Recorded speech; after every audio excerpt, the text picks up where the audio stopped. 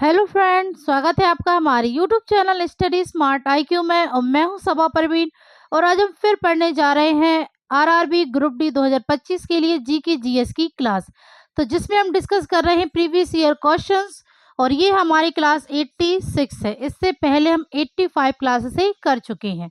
सो आज इस क्लास में हम पढ़ने वाले हैं 30 सितंबर 2022 के शिफ्ट 1 के जी के जीएस के previous year questions. So I hope आपको ये वीडियो पसंद आती हो। और ऐसे ही वीडियो देखने के लिए हमारे चैनल को लाइक करें, शेयर करें, सब्सक्राइब करना ना भूलें। तो चलिए स्टार्ट करते हैं आज की क्लास। सो फर्स्ट क्वेश्चन है, 2022 में पहली बार थॉमस कप किस देश ने जीता? तो 2022 में, ठीक है, पहली बार थॉमस कप किस देश ने जीता? चीन, इंडोनेशिया, जापान या भारत? तो 2022 में पहली बार थॉमस कप जो जीता है, तो ये जीता है हमारे देश भारत ने। ठीक है, राइट आंसर है ऑप्शन डी, भारत ने। ठीक है, और भारत ने किसे हराया है? तो भारत ने इंडोनेशिया को हराकर थॉमस कप जीता है। ओके, तो राइट आंसर है ऑप्शन डी, भारत। इससे पहले भी भारत 3 बार सेमीफाइनल में पहुंचा है। ठीक है ना, कब कब पहुंचा है भारत 3 बार सेमीफाइनल? तो ये पहुंचा है 1952 में, 1955 में और 1979 में। ठीक है, तो ये 3 बार सेमीफाइनल तक पहुंचा है भारत थॉमस कप गेम में। ठीक है, और अब ये जीत चुका है। ठीक है ना, राइट आंसर है तो ऑप्शन डी, भारत, जो कि इंडोनेशिया से जीत हासिल की है इसने। ओके, चलिए आगे बढ़ते हैं। Next question. नेक्स्ट है, भारतीय संविधान और विधानमंडल में पहली बार आने के अनुसार अधिनियमों और नीतियों का सही कालानुक्रम चुनें। तो यहाँ पर भारतीय संविधान और विधानमंडल में पहली बार आने के अनुसार अधिनियमों और नीतियों का सही कालानुक्रमिक क्रम चुनें। तो पहला है सूचना का अधिकार अधिनियम, शिक्षा का अधिकार अधिनियम, दिव्यांग व्यक्तियों का अधिकार अधिनियम और सूचना प्रौद्योगिकी अधिनियम। दूसरा है शिक्षा का अधिकार अधिनियम, सूचना प्रौद्योगिकी अधिनियम, दिव्यांग व्यक्तियों का अधिकार अधिनियम, सूचना का अधिकार अधिनियम। फिर है सूचना प्रौद्योगिकी अधिनियम, सूचना का अधिकार अधिनियम, दिव्यांग व्यक्तियों का अधिकार अधिनियम, शिक्षा का अधिकार अधिनियम। चौथा है सूचना प्रौद्योगिकी अधिनियम, सूचना का अधिकार अधिनियम, शिक्षा का अधिकार अधिनियम और दिव्यांग व्यक्तियों का अधिकार नियम। तो जो इसमें सही कालानुक्रम में है वो है ऑप्शन डी। ठीक है, सबसे पहले सूचना प्रौद्योगिकी अधिनियम, फिर है सूचना का अधिकार अधिनियम, फिर है शिक्षा का अधिकार अधिनियम, फिर है दिव्यांग व्यक्तियों का अधिकार अधिनियम। Okay, right answer option D. चलिए नेक्स्ट है, निम्नलिखित में से कौन सा यौगिक विद्युत का संचालन कर सकता है? सोडियम क्लोराइड, केरोसिन, ग्लूकोज या अल्कोहल? तो इनमें से कौन यौगिक विद्युत का संचालन कर सकता है? तो विद्युत का संचालन कर सकता है sodium chloride. Right answer option ए, सोडियम क्लोराइड। ओके, नेक्स्ट है, मौलाना आजाद राष्ट्रीय उर्दू यूनिवर्सिटी एक केंद्रीय विश्वविद्यालय है जो संसद के एक अधिनियम द्वारा डैश में राष्ट्रीय स्तर पर स्थापित किया गया था। तो मौलाना आजाद राष्ट्रीय उर्दू यूनिवर्सिटी, ठीक है, जो कि एक केंद्रीय विश्वविद्यालय है जो संसद के एक अधिनियम द्वारा डैश में राष्ट्रीय स्तर पर स्थापित की गई थी। तो कब स्थापित की गई थी? 2004, 2001, 1998 या 1999? तो यह है 1998। ठीक है, राइट आंसर ऑप्शन सी, 1998 में राष्ट्रीय स्तर पर स्थापित किया गया था। ओके, चलिए आगे बढ़ते हैं। नेक्स्ट है, दिए गए विकल्पों में से भारत के संविधान द्वारा प्रदत्त मौलिक अधिकारों के सही समूह का चयन करें। पहला है ए, समानता का अधिकार, बी, धर्म की स्वतंत्रता का अधिकार, सी, उच्च और व्यावसायिक शिक्षा के लिए वित्तीय सहायता का अधिकार, डी, संवैधानिक उपचारों का अधिकार या ई, पैतृक संपत्तियों का अधिकार।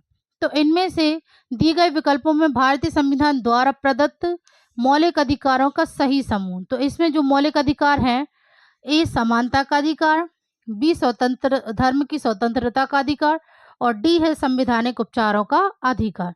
तो यहाँ पे राइट आंसर होगा ऑप्शन ए, बी और डी। ओके, चलिए आगे बढ़ते हैं अब हम। नेक्स्ट है, निम्नलिखित में से कौन सा पदार्थ गैर जैव निम्नीकरणीय नहीं है? कपास, ऊन, कॉफी पाउडर या नायलॉन। तो इनमें से कौन सा पदार्थ गैर जैव निम्नीकरणीय नहीं है? तो इनमें से जो पदार्थ गैर जैव निम्नीकरणीय नहीं है वो है nylon. Right answer option D, nylon. Okay, next है, विद्युत ऊर्जा का व्यावसायिक मात्रक डैश है, किलोवाट घंटा, कैलोरी, जूल या वाट। तो विद्युत ऊर्जा का व्यावसायिक मात्रा है किलोवाट घंटा। राइट आंसर ऑप्शन ए, किलोवाट घंटा। ओके, नेक्स्ट है, राज्यसभा के बारे में सही कथन का चयन करें। तो पहला है, इसे संसद का उच्च सदन कहा जाता है और यह कभी भंग नहीं होता। दूसरा है, भारत के राष्ट्रपति राज्यसभा के पदेन सभापति के रूप में कार्य करते हैं। तीसरा है, राज्यसभा पूर्ण कार्यकाल के लिए चुना गया सदस्य 4 वर्षों की अवधि के लिए कार्य करता है। डी है, यह संसद का निचल सदन है और यह हर 5 वर्षों में भंग हो जाता है। तो राज्यसभा के बारे में जो सही कथन है वो कौन सा है? तो ये है, इसे संसद का उच्च सदन कहा जाता है और ये कभी भी भंग नहीं होता है। ओके, राइट आंसर है ऑप्शन ए। ठीक है, चलिए नेक्स्ट है, विज्ञान और प्रौद्योगिकी के लिए शांति स्वरूप भटनागर पुरस्कार भारत में प्रतिवर्ष निम्नलिखित में से किस वैज्ञानिक निकाय द्वारा दिया जाने वाला एक विज्ञान पुरस्कार है? तो विज्ञान और प्रौद्योगिकी के लिए शांति स्वरूप भटनागर पुरस्कार, ठीक है, ये भारत में प्रतिवर्ष किस वैज्ञानिक निकाय द्वारा दिया जाने वाला एक वैज्ञानिक पुरस्कार है? तो ये दिया जाता है वैज्ञानिक और औद्योगिक अनुसंधान परिषद के द्वारा। राइट आंसर ऑप्शन डी, वैज्ञानिक और औद्योगिक अनुसंधान परिषद। ओके, नेक्स्ट, जलीय जीव जैसे मछलियां निम्नलिखित में से किस रूप में अपशिष्ट उत्सर्जित करती हैं? यूरिया, अमोनिया, यूरिक अम्ल या पसीने के लवण। तो जलीय जीव जैसे मछलियां, ठीक है, ये किस रूप में अपशिष्ट उत्सर्जित करती है? तो ये अपशिष्ट उत्सर्जित करती है अमोनिया रूप में। Right answer option B, ammonia. Okay, next, mayor के बारे में सही कथन क्या है? भारत के शहरों के मेयरों का कार्यकाल 5 वर्ष के लिए निर्धारित होता है। मेयर राज्य के राज्यपाल द्वारा चुना जाता है। नगर निगम में नगर मजिस्ट्रेट के बाद मेयर दूसरे नागरिक होते हैं। या डी, मेयर नगर निगम का प्रमुख होता है। तो मेयर के बारे में जो सही कथन है वो है ऑप्शन डी, मेयर नगर निगम का प्रमुख होता है। राइट आंसर है ऑप्शन डी। ओके, नेक्स्ट है, स्वतंत्रता प्राप्ति के समय भारत का सकल घरेलू उत्पाद कितना था? तो स्वतंत्रता प्राप्ति के समय भारत का सकल घरेलू उत्पाद तो ये था 2.7 lakh crore. Right answer option D. Okay, next, all England badminton championship 2022 का पुरुष एकल खिताब किसने जीता? तो ऑल इंग्लैंड बैडमिंटन चैंपियनशिप 2022 का पुरुष एकल खिताब तो ये जीता है विक्टर एक्सेल सेन ने। Right answer option B, Victor Axelsen ने ऑल इंग्लैंड बैडमिंटन चैंपियनशिप 2022 का पुरुष एकल खिताब जीता है। ओके, नेक्स्ट, कॉलम ए में दिए गए शहरों को कॉलम बी में दी गई नदियों से मिलान कीजिए। तो अहमदाबाद ये है किस नदी? तो अहमदाबाद शहर ये है साबरमती नदी, ठीक है। फिर कोलकाता, तो कोलकाता है हुगली नदी, गुवाहाटी ब्रह्मपुत्र नदी और नासिक है गोदावरी नदी। तो ए का है थर्ड, बी का है फोर्थ, सी का है सेकंड और डी का है थर्ड, ठीक है, और डी का है फर्स्ट। तो इसमें जो सही है A3, B4, C2, D1। Right answer है ऑप्शन ए। ओके, चलिए नेक्स्ट है, किसी विद्युत चुंबकीय की ध्रुवता को डैश को बदलकर उल्टा किया जा सकता है। तो किसी विद्युत चुंबकीय ध्रुवता को धारा की दिशा बदलकर, ठीक है, धारा की दिशा को बदलकर उल्टा किया जा सकता है। Right answer option A. Okay,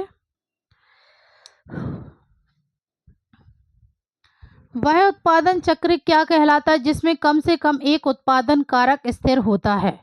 तो वह उत्पादन चक्र क्या कहलाता है जिसमें कम से कम एक उत्पादन कारक स्थिर होता है तो उसे कहा जाता है अल्पावधि उत्पादन। राइट आंसर ऑप्शन डी, अल्पावधि उत्पादन कहलाता है। ओके, नेक्स्ट, लेंस के प्रकाशिक केंद्र से निकलने वाली किरण डैश होगी।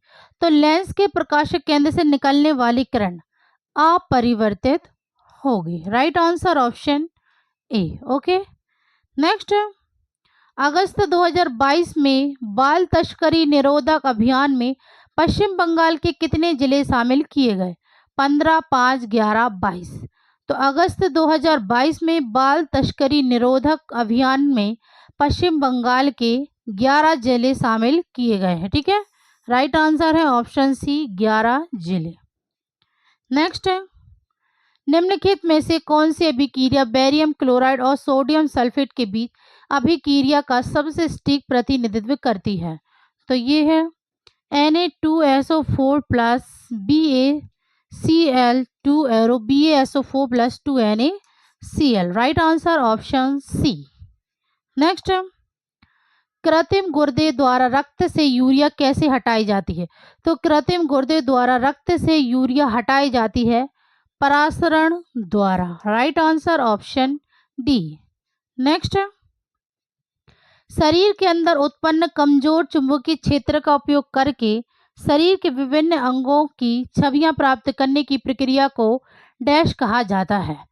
तो शरीर के अंदर उत्पन्न कमजोर चुंबकीय क्षेत्र का उपयोग करके शरीर के विभिन्न अंगों की छवियां प्राप्त करने की प्रक्रिया को MRI स्कैन कहा जाता है। राइट आंसर ऑप्शन ए, MRI scan. Okay, next, Mahanadi प्रणाली भारत के प्रायद्वीपीय में तीसरी सबसे बड़ी और डैश की सबसे बड़ी नदी है? उड़ीसा, असम, पश्चिम बंगाल या तेलंगाना? तो महानदी प्रणाली, ठीक है, ये भारत की प्रायद्वीप में तीसरी सबसे बड़ी और डैश की सबसे बड़ी नदी है। तो ये उड़ीसा की सबसे बड़ी नदी है महानदी। ठीक है, राइट आंसर ऑप्शन ए। नेक्स्ट, आधुनिक आवर्त सारणी में हैलोजन के समूह में स्थित होते हैं?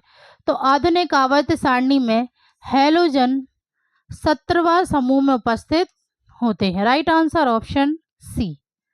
नेक्स्ट, किस अधातु का प्रूफ विद्युत का संचालन करता है? फास्फोरस, कार्बन, गंधक, ऑक्सीजन? तो किस अधातु का प्रूफ विद्युत का संचालन करता है? तो ये करता है कार्बन। ठीक है, कार्बन अधातु का प्रूफ विद्युत का संचालन करता है। ओके, चलिए नेक्स्ट, विद्युत चुंबकीय प्रेरण की घटना में जब धारा ले जाने वाली कुंडली और चुंबकीय क्षेत्र स्थिर होते हैं तो गैल्वेनोमीटर। तो विद्युत चुंबकीय प्रेरण की घटना में जब धारा ले जाने वाली कुंडली और चुंबकीय क्षेत्र स्थिर होते हैं तो गैल्वेनोमीटर शून्य विक्षेपण दर्शाता है। राइट आंसर है ऑप्शन डी, शून्य विक्षेपण दर्शाता है। ओके, नेक्स्ट, निम्नलिखित में से कौन सा विकल्प भारत में बेरोजगारी पर औपचारिक आंकड़ों का स्रोत नहीं है? राष्ट्रीय नमूना सर्वेक्षण रिपोर्ट, राष्ट्रीय परिवार स्वास्थ्य सर्वेक्षण की रिपोर्ट, भारत की जनगणना की रिपोर्ट, रोजगार महानिदेशालय द्वारा रिपोर्ट? तो इनमें से कौन सा विकल्प भारत में बेरोजगारी पर औपचारिक आंकड़ों का स्रोत नहीं है? तो जो है नहीं वो है राष्ट्रीय परिवार स्वास्थ्य सर्वेक्षण की रिपोर्ट। ठीक है, राइट आंसर ऑप्शन बी, ये बेरोजगारी में औपचारिक आंकड़ों का स्रोत नहीं है। ओके, नेक्स्ट, श्रृंखला में जुड़े दो प्रतिरोधकों का शुद्ध प्रतिरोध 6 ओम है। यदि प्रतिरोधों में से एक 2 ओम है तो दूसरा प्रतिरोध क्या है? यदि उनके माध्यम से प्रवाहित धारा 4 एम्पियर है। ठीक है, तो सबसे पहले श्रृंखला से जुड़े दो प्रतिरोधों की शुद्ध प्रतिरोध 6 ओम है और इसमें एक 2 ओम है। ठीक है, तो सबसे पहले आर सीरीज, ठीक है, क्योंकि प्रतिरोधक का शुद्ध प्रतिरोध यहाँ पे बताया गया है, तो आर सीरीज बराबर R1 प्लस R2, ये हम सूत्र लगाएंगे, फिर इसके अकॉर्डिंग हम इसको सॉल्व करेंगे। तो आर सीरीज कितनी हमारे पास 6 ओम। ठीक है, और R1 कितना दिया है 2 ओम और R2 हमें ज्ञात करना है, तो ये हो गया X। फिर हमने इसको यहाँ पर X यहाँ भेज दिया और यहाँ पर 6 - 2 कर दिया, तो ये आ गया हमारा 4 ओम। ठीक है, तो R2 कितना आ गया है 4 ओम। तो राइट आंसर है ऑप्शन सी 4 ओम। ठीक है, यदि उनके माध्यम से प्रवाहित धारा 4 एम है तो दूसरा प्रतिरोध कितना आ गया हमारे पास 4 ओम। ओके, चलिए नेक्स्ट। मदर टेरेसा को पोप फ्रांसिस फर्स्ट ने 4 सितंबर को डैश संत घोषित किया था, 2014, 2018, 2012 या 2016। तो मदर टेरेसा को पोप फ्रांसिस फर्स्ट ने 4 सितंबर 2016 को संत घोषित किया। Right answer option D 2016। Okay, next. दिसंबर 2021 में जमीनी स्तर की महिला राजनीतिक नेताओं के नेतृत्व कौशल में सुधार के लिए राष्ट्रीय महिला आयोग ने अखिल भारतीय क्षमता निर्माण कार्यक्रम शुरू किया। इस कार्यक्रम का नाम क्या है? तो इस कार्यक्रम का नाम है she is a change maker. Right answer option B. Next है, फ्लोएम के माध्यम से परिवहन के बारे में निम्नलिखित में से कौन सा कथन असत्य है? तो फ्लोएम के माध्यम से परिवहन के बारे में कौन सा कथन असत्य है? फ्लोएम में परिवहन ऊर्जा के उपयोग द्वारा होता है। सुक्रोज को शुरू में ऊर्जा का उपयोग करके फ्लोएम में पहुंचाया जाता है। सी है, सुक्रोज के कारण आस्माटिक दाब में वृद्धि से जल फ्लोएम में चला जाता है। और डी है, फ्लोएम परिवहन जीटीपी और सीटीपी का उपयोग करता है। तो फ्लोएम के माध्यम से परिवहन के बारे में जो कथन असत्य है वो है फ्लोएम के परिवहन में जीटीपी और सीटीपी का उपयोग करता है। Right answer option D. Okay, चलिए नेक्स्ट है, एक पीढ़ी से दूसरी पीढ़ी तक विरासत में मिलने वाली अनुवांशिक सामग्री क्या है? आरएनए, प्रोटीन, डीएनए या एंजाइम? तो एक पीढ़ी से दूसरी पीढ़ी तक विरासत में मिलने वाली अनुवांशिक सामग्री ये है DNA. Right answer option C. Next है, हेमोडायलिसिस में टैंक में निलंबित अर्ध परागमय स्तर वाली कई ट्यूबें होती हैं जिनमें तरल पदार्थ होता है जो डैश होता है। ये है रक्त के समान परासरण दाब और नाइट्रोजन युक्त अपशिष्टों से रहित। राइट आंसर है ऑप्शन बी। ओके, चलिए नेक्स्ट है, आम की वर्षा को किस रूप में परिभाषित किया जा सकता है? तो आम की वर्षा को इसे पूर्व मानसून वर्षा जो कर्नाटक और केरल राज्यों में आम है, ठीक है, इस रूप में से परिभाषित किया जा सकता है। चलिए नेक्स्ट है, दिए गए रासायनिक समीकरण में क्रमशः एक्स और वाई उत्पादों की पहचान करें। NaOH plus CH3 COOH arrow X plus Y. तो हमें एक्स और वाई ज्ञात करना है, तो ये होगा CH3CO Na और H2O। राइट आंसर ऑप्शन ए। ठीक है, एक्स है CH3 COONA और वाई है H2O। ओके, चलिए नेक्स्ट है, निम्नलिखित में से किसमें सह संयोजक बंधन नहीं है? तो सह संयोजक बंधन नहीं है तो ये NaOH। ठीक है, इसमें सह संयोजक बंधक नहीं है। ओके, चलिए नेक्स्ट है, उत्तल दर्पण में दर्पण के पीछे बनने वाले प्रतिबिंब की प्रकृति होती है। तो उत्तल दर्पण में, ठीक है, दर्पण के पीछे बनने वाली प्रतिबिंब की प्रकृति आभासी और सीधी होती है। Right answer option C. Okay, next है, NAVLC नामक स्वतंत्र क्षेत्रीय नेविगेशन उपग्रह प्रणाली किस देश द्वारा विकसित की जा रही है? फ्रांस, भारत, रूस, जापान। तो NAVLC नामक स्वतंत्र क्षेत्रीय नेविगेशन उपग्रह प्रणाली यह हमारे देश भारत द्वारा, ठीक है, भारत द्वारा विकसित की जा रही है। Right answer option B. Next है, निम्नलिखित में से कौन सा त्योहार भगवान विष्णु के अवतार राम की 10 सिर वाले राक्षस राजा रावण पर विजय का प्रतीक है? रक्षाबंधन, होली, रामनवमी या दशहरा? तो इसका राइट आंसर है ऑप्शन डी, दशहरा त्योहार। यह भगवान विष्णु के अवतार राम की 10 सिर वाले राक्षस राजा रावण पर विजय का प्रतीक है। ओके, नेक्स्ट है, एक लंबे पौधे और एक छोटे पौधे के बीच संकरण में F1 संतति प्राप्त हुई जो सभी लंबे पौधे थे, क्योंकि पौधे की ऊंचाई केवल T द्वारा नियंत्रित होती है। ठीक है, राइट आंसर है ऑप्शन सी, पौधे की ऊंचाई केवल टी द्वारा नियंत्रित होती है, यानी कि लंबे पौधे द्वारा नियंत्रित होती है। ओके, चलिए नेक्स्ट है। किसी भी सरकार का बजट किस रूप में परिभाषित किया जाता है? तो किसी भी सरकार का बजट किस रूप में परिभाषित किया जाता है? तो ये किया जाता है सरकार की वित्तीय वर्ष में अनुमानित प्राप्तियों और व्यय का वार्षिक विवरण। Right answer option A. Okay, तो ये थे आज के हमारे क्वेश्चंस।